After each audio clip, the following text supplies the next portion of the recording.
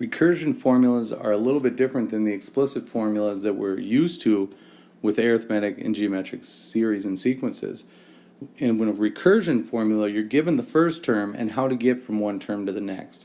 So in this case, we're told that the first term is 10, and the nth term is going to be the n minus 1th term plus 4. So the previous term plus 4.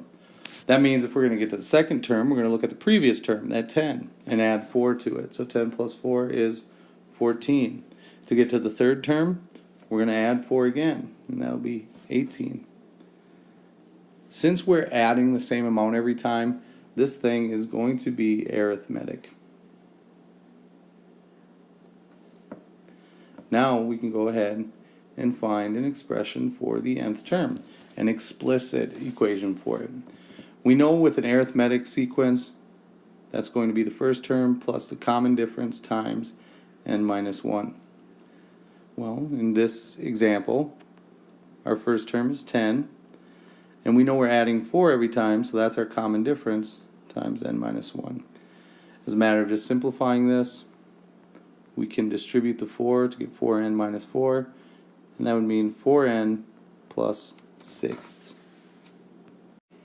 Having that expression makes it super easy to find the 30th term, because all we have to do is plug 30 in for n.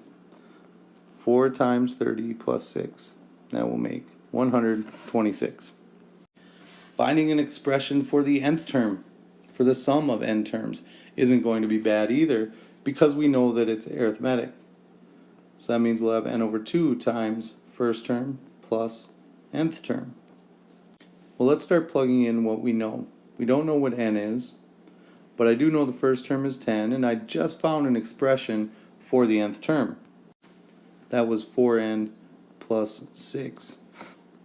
Now, of course, we can clean this up a little bit, leave that n over 2 in front, but on the inside have 4n plus 16. Oh man, it doesn't even look like much to do just one step more and distribute that 1/2 n inside. Half of 4 is 2, n times n is n squared.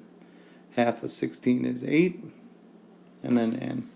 And that's a real nice expression for the nth term. It's nice having that expression because in part D we need to find the sum of 10 terms. So I'm going to plug it right into there. 2 times 10 squared plus 8 times 10. That'll give us 2 times 100 plus 8 times 10 is 280.